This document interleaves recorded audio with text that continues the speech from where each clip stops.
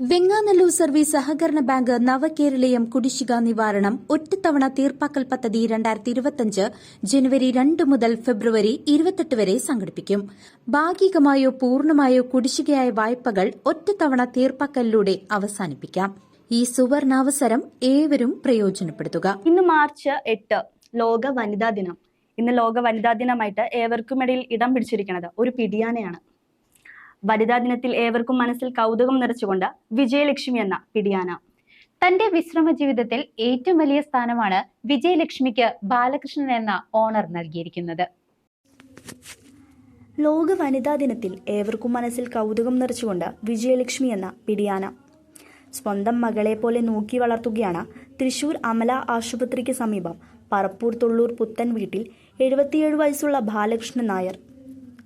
4 പെൺമക്കളുള്ള ഇദ്ദേഹം മക്കളുടെ വിവാഹശേഷം ഒറ്റയ്ക്കാണ് താമസം. തൻ്റെ സഹധർമ്മിണിയുടെ വേർപാടിൻ്റെ ഓർമ്മകളായിരുന്നു ഇത്രയും വർഷം കൂട്ട്. പിന്നീട് തൻ്റെ ജീവിതത്തിൽ വന്ന വലിയൊരു മാറ്റത്തിന് കാരണക്കാരിയാണ് വിജയലക്ഷ്മി എന്ന പെണ്ണാന. ഈ ആനയോട് പ്രത്യേക സ്നേഹവും കരുതലും വാത്സല്യവും നൽകിയാണ് കൊണ്ടു നടക്കുന്നത്.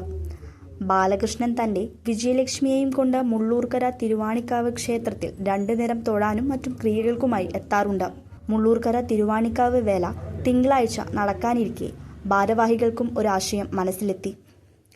ലോക വനിതാ ദിനം ആയതുകൊണ്ട് തന്നെ പൂരദിനത്തിൽ ഒരു പിടിയാനയെയും കൂട്ടി ആഘോഷത്തിൽ ചേർക്കണമെന്ന്. അതുകൊണ്ട് തന്നെ ബാലകൃഷ്ണന്റെ പൊന്നോമനയായ വിജയലക്ഷ്മി എന്ന ആനയെ ഭാരവാഹികൾ തിരഞ്ഞെടുക്കുകയാണ്. ഞങ്ങൾ അമ്പലത്തിൻ്റെ എഴുന്നള്ളിപ്പിൻ്റെ സൗകര്യാർത്ഥം കൊമ്പൻ ആനകളെ കിട്ടാൻ വളരെ വിഷമമാണ്. അത് വന്നാലും ഒരു നേരം എഴുന്നള്ളിക്കുമ്പോഴേ ആന വേറെ എഴുന്നള്ളിപ്പിന് കൊണ്ടുപോകും. അപ്പോൾ അങ്ങനെ ഞങ്ങൾക്ക് എഴുന്നള്ളിപ്പ് മുടങ്ങുകയാണ്. ഈ ആന സൗകര്യപ്രദമായി കിട്ടുന്നതുകൊണ്ട് ഞങ്ങളുടെ എല്ലാ എഴുന്നള്ളിപ്പും നടക്കാൻ സൗകര്യമുണ്ട്.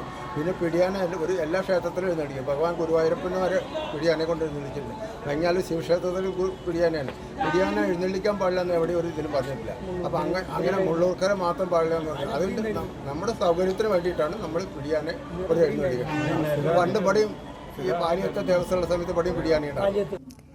നിരവധി സ്ഥലങ്ങളിൽ അന്വേഷിച്ചതിനു ശേഷമാണ് വിജയലക്ഷ്മിയെ തനിക്ക് ലഭിച്ചതെന്നും പിന്നീട് സ്വന്തം വീടിൻ്റെ പേര് വെച്ച് തോളൂർ വിജയലക്ഷ്മി എന്ന പേരിട്ട് അവിടുന്ന് ഇങ്ങോട്ട് തൻ്റെ സ്വന്തം മക്കളിൽ 5ാമത്തെ മകളെ പോലെയായിരുന്നു. തുടർന്ന് അങ്ങോട്ട് വിജയലക്ഷ്മി എന്ന പിടിയാന. തൃശൂർ പാറമേക്കാവ് ക്ഷേത്രത്തിലെ ആനപ്പാപ്പാനായിരുന്നു ബാലകൃഷ്ണൻ നായർ.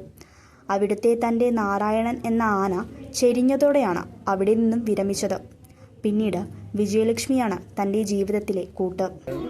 എനിക്ക് ഒരു പെൺകുട്ടിയായിട്ട് ഒരു ആനക്കുട്ടിയെ കണ്ടെത്തി. അപ്പോൾ അതിനെ മേടിക്കണം എന്നൊരു ആഗ്രഹം കിടന്നു. ഞാനും വേറൊരാളും കൂടിയിട്ട് അതിനെ പോയി നോക്കി എടുത്തു.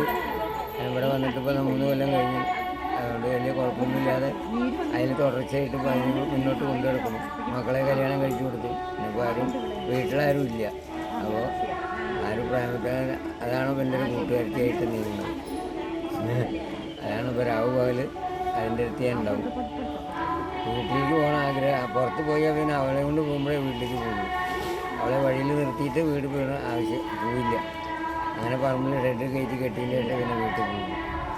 അവിടെ ചെന്നാൽ 2 നേരം ഭക്ഷണം ഉണ്ടാക്കി കൊടുക്കും. പട്ട ഇറക്കും. കഴുകാൻ സൗകര്യമുണ്ട്. 2 ആനക്കാർ കൂടെ ഉണ്ടാവും. അവരെ കൊണ്ട് കാര്യങ്ങൾ ചെയ്യിപ്പിക്കും. അങ്ങനെ ഭംഗിയായിട്ട് നീങ്ങിപ്പോകും. വലിയ കുഴപ്പമൊന്നുമില്ലാതെ. ചിലപ്പോൾ ഇത്തിരി വിഷമങ്ങളൊക്കെ ഉണ്ടാവും. അതിപ്പോൾ ഏത് ജോലിക്കില്ലാത്ത അങ്ങനെ മുന്നോട്ട് നീങ്ങിപ്പോകും. അങ്ങനെപ്പോൾ എൻ്റെ ഒരു ഇതായി നീങ്ങുന്നത്. CCV news, Chelakkara.